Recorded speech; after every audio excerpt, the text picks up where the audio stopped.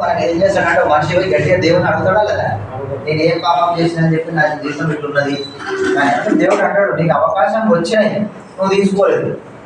పలానా వ్యక్తి విష్ణు సార్ చెప్పాడు, పురుషోత్తం సార్ చెప్పాడు, పవన్ సార్ చెప్పాడు, శ్రీనివాస్ సార్ చెప్పాడు, మీరా సార్ చెప్పాడు, ఇంతమంది చెప్పారు. మరి నువ్వు విన్నావా? వినలేదు. ఏమన్నా ఓ ఈసారి మస్తు చూసినప్పుడు అని చెప్పాను. ఎందుకంటే మరి అన్నప్పుడు అవకాశాన్ని విస్మరించినప్పుడు నీ జీవితం ఇంతదాకా ఇంకెట్లు ఉంటుంది అని అంటే అప్పుడు ఏమైనా కరెక్ట్గా చూసి నేను మళ్ళీ ఎంత పోయేస్తాను అనే ఛాన్స్ ఉందా? అయిపోయా జీవితం అంటాడు చిన్న చేశాను అయిపోయా. కనుక అవకాశం వచ్చినప్పుడు తీసుకోవాలి. అవకాశం ఐస్ క్రీమ్ లాంటిది. కరెక్ట్ టైంకి ఐస్ క్రీమ్ తినలేకపోతే పుల్ల మాత్రమే మిగులుతుంది కదా. కనుక ఈ అవకాశం ఏమన్నా కొండలు ఎక్కువ దాని నాకు ఆయన అనిపించింది ఇన్ని లక్షలు ఇస్తుండే ఎంత కష్టపడతాడో ఏమో అన్నాం. నిజంగా అనిపిస్తుంది కదా, ఇన్ని లక్షలు ఇస్తాడంటే 2 లక్షలు ఇస్తారంట 3 లక్షలు ఇస్తారంట అంటే ఎంత పెద్ద పని పెడతాడో మన ఇంటి మీద అని చెప్పి అనుకున్నాం. కానీ అది విన్న తర్వాత అనిపించింది నమ్మకం కాలే. 20,000 రూపాయలు సంపాదించాలంటే బొడ్డు చాకరీ చేయాల్సి వస్తుంది, వీడు ఏమో 2 లక్షలు 3 లక్షలు ఎట్లా ఇస్తుండ్రు అని చెప్పి అనిపించింది. కానీ మనకు చెప్తారు కదా ప్రపంచంలో అన్ని విషయాలు మనకు తెలియదు. ఇప్పుడు ఒక ఎగ్జాంపుల్గా ఏదో లారీ నిండా సరుకు వెయిట్ ఉంది, అది పంచర్ అయింది, 50 మంది 700 అందరం కలిసి లేవడం తెలియదా? అదే కింద ఏమంటుంది జాగ్రత్త దాని కింద పెట్టి 700 తిప్పితే లారీ లేస్తుంది. ఎంత విచిత్రం వాళ్ళు కదా. కనుక మనం దీన్ని ఏమంటామంటే లివరేజ్ అంటాం. నేను ఈ పదాన్ని లివరేజ్ అంటే ఎక్కువ మనుషులు చేయలేని పని, కష్టంగా చేయలేని పని సునాయాసంగా చేయడానికి లివరేజ్ అంటుంది.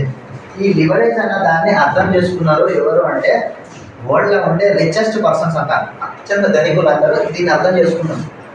ఓకేనా? మీకు ఎగ్జాంపుల్ చెప్తాడు. మేడం మనిషి భాగం మొత్తం ఇట్లా ఉన్నాం కదా, మెడ కంటే కింది భాగం నుంచి వెళ్ళి కష్టపడితే ఎక్కువ డబ్బులు వస్తాయా? మెడ నుంచి వెళ్ళి ఈ దమ ఇది దమ గడవదు, కొంతమంది గిడవ ఉంటుంది కదా. ఈ ఉన్న దమాకులు ఉపయోగిస్తే ఎక్కువ డబ్బులు వస్తాయి కదా. మరి దీని కింది భాగానికి ఏమో బిర్యానీ పెడతాం, చికెన్ అది ఏం పెడతాం.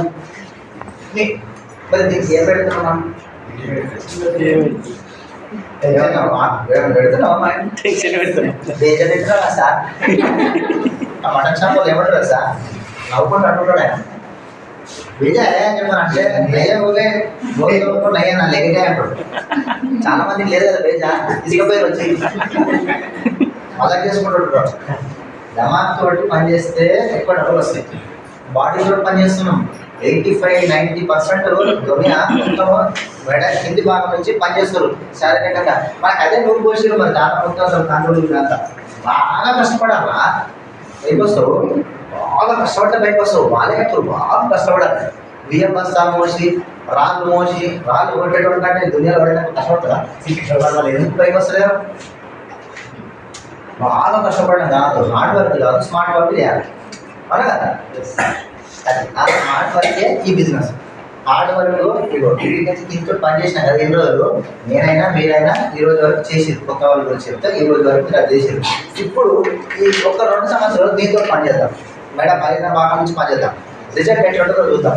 ఎందుకంటే ఆల్రెడీ క్యాబ్ డ్రైవర్ లాంటి వ్యక్తులు ఉన్నారు ఈ బిజినెస్లో. 7th క్లాస్ చదివిన వాళ్ళు క్యాబ్ నడిపించుకోరు, దీంతో పని చేయడం స్టార్ట్ అయింది. ఇన్ని రోజులు స్టీరింగ్ ఇటు తిప్పి అటు తిప్పి కాలు ఖర్చు తొక్కి మొత్తం శరీరం ఇదే వాడేది. ఈ ఇంట్లోకి వచ్చిన తర్వాత గీది వాడేది. ఒక్కొక్కరు ఇన్కమ్ చెప్తే కొత్తగా మీకు నమ్మకం కాదు. లక్షల పైన తీసుకుంటారు, 3 కార్లు తీసుకుంటారు. మామూలు కార్లు కాదు, అగ్గిపెట్ట లాంటి కార్లు కాదు, వాళ్ళు 800 కాదు. Benz, box wagon, Honda WRV ఇటువంటి కార్లు ఈ బిజినెస్ ద్వారా తీసుకుంటారు. అంటే దమాకులు మనం వాడితే రిజల్ట్ అట్లా ఉంటుంది. ఓకేనా? మరి వాడదామా లేదా? ఇది వాడదామా ఇది వాడదామా? అప్పర్ పాట ఈ బాడీ ఎస్. అయితే ఇది చూడండి, అర్థం చేసుకోవడానికి ప్రయత్నం చేయండి. ఇది పెద్ద రాకెట్ సైన్స్ కాదు, ఏం పెద్ద ఇదేం కాదు, అందరికి అర్థమవుతుంది. మన మనసు అర్థం చేసుకోవడానికి ప్రయత్నం చేస్తే అర్థమవుతుంది, అర్థం చేసుకోవడానికి ప్రయత్నం చేస్తే కాదు. ఓకేనా? సింపుల్గా ఏంటంటే ఈ బిజినెస్లో మనం అడుగు పెట్టాలంటే ఫస్ట్ థింగ్ మనకి ఏదైతే డ్రీమ్ ఉండాలి. నేను గొప్పగా బ్రతకాలి ఉంటుందా అందరికీ? కొంతమందికి నాకు తెలిసి ఏంటంటే 100ల ఒకరికో ఇద్దరికో ముగ్గురుకో ఎట్లా బతుకుతాయి వెడలు కట్టకపోతాం. అలెగ్జాండర్ అంటే చేతులు పైకెట్టి తెచ్చుకోము అంటే బొంద పెట్టుకోనంట. అంటే ప్రపంచం నుంచి నేను ఏం తీసుకోపోలేదు, ప్రపంచాన్ని జయించినా కానీ నేనేం తీసుకోపోలేదు అని అంట. అలెగ్జాండర్ ఆయన కోరికట నన్ను ఒకటి బొంద పెట్టినప్పుడు చేతులు ఇట్లా పైకి పెట్టేసేసి కూర్చోరు. అంటే ఎందుకు అట్లా అంటే ప్రపంచాన్ని జయించినటువంటి డిస్టర్బ్ చేయదు, చిలుక కాదు, సైలెంట్ ఉండాలి. మీరు డిస్టర్బెన్స్ అవుతుంది, ఫ్లో కట్ అవుతుంది. ఓకేనా? లేకుంటే కాసేపు అలా పోయి కూర్చుంటే నేను మళ్ళీ వచ్చి మాట్లాడతాను. సైలెంట్ కూర్చోండి. అయితే ఈ అలెగ్జాండర్ అనే వ్యక్తి ప్రపంచాన్ని జయించాడు కదా. అంటే ప్రపంచాన్ని జయించిన వ్యక్తి చచ్చిపోయేటప్పుడు ఏం తీసుకోపోలేదు అని ప్రపంచానికి తెలవాలి. అనవసరంగా ఎందుకు ఇది అని చెప్పని కొంతమంది వ్యక్తులు ఏంటంటే దీన్ని ఆదర్శంగా తీసుకుంటారు. కానీ నిజంగా వాస్తవం కాదు. కరెక్టా? బతుకున్నప్పుడు పైసలు అయితే కావాలి కదా, చచ్చిపోయినట్టు అవసరం లేదు. మనం బతుకుంటున్నాం. ఇప్పుడు ప్రతి ఒక్క అంశంలో మనకు డబ్బులు కావాలి. మన డ్రీమ్స్ ఫుల్ఫిల్ కావాలంటే డబ్బులు కావాలి, రెస్పెక్ట్ కావాలంటే డబ్బులు కావాలి, పిల్లలు హ్యాపీగా ఉండాలంటే డబ్బులు కావాలి, అవునా? వైఫ్ హ్యాపీగా ఉండాలంటే డబ్బులు కావాలి. మనసులో ఎంత బాగా ప్రేమ ఉంది. ఎగ్జాంపుల్ అంటున్నా, ఇద్దరు అన్నదమ్ములు ఉన్నాను. ఇప్పుడు ఈయన వీళ్ళ బ్రదర్, ఇద్దరు అన్నదమ్ములు అనుకున్నాం. ఈయన అన్న, ఈయన తమ్ముడు. వీళ్ళ తల్లిదండ్రులను ఈయన బాగా ఇష్టపడుతుండు, ఆయన పెద్దగా ఇష్టపడతాడు అంటున్నాడు. కానీ ఈయన దగ్గర డబ్బు లేదు, ఆయన దగ్గర మస్తు డబ్బులు ఉన్నాయి. ఈయన బాగా పండుగ రాగానే బంగారు నగలు చీర నీళ్ళు తీసుకొచ్చి ఇస్తాడు.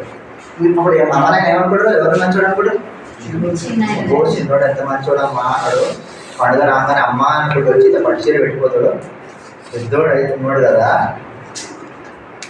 ఇట్లా తిన్నమాట అడుగుడు అవసరం చేస్తాను అట్లనే ఉంటుంది. అంటే బయటికి కనిపించేది అదే. మళ్ళా నువ్వు చీరలు పెట్టి నగలు పెట్టి ఏంటంటే అమ్మ బాగా మా ఆయనకి అంటే బాగా ఇష్టం. అదే డబ్బు ప్లే చేస్తున్నాయి రోల్ దాని గురించి మనం డబ్బులు సంపాదించాలి, దానికి మీకు అవకాశం. అండ్ ఈ అవకాశం చేయాలంటే కనుక ఎందుకు సింపుల్ అంటే మీరు కస్టమర్ అయితే చాలు. కస్టమర్ అంటే ఏంటి? వినియోగదారుడు. అంటే ఏం చేస్తాడు వినియోగదారుడు? ఏదో ఒక వస్తువు కొనుక్కుంటాడు వినియోగదారుడు అంటాడు. ఏదో ఒక వస్తువు కొనుక్కుంటే పొద్దుగా లేచి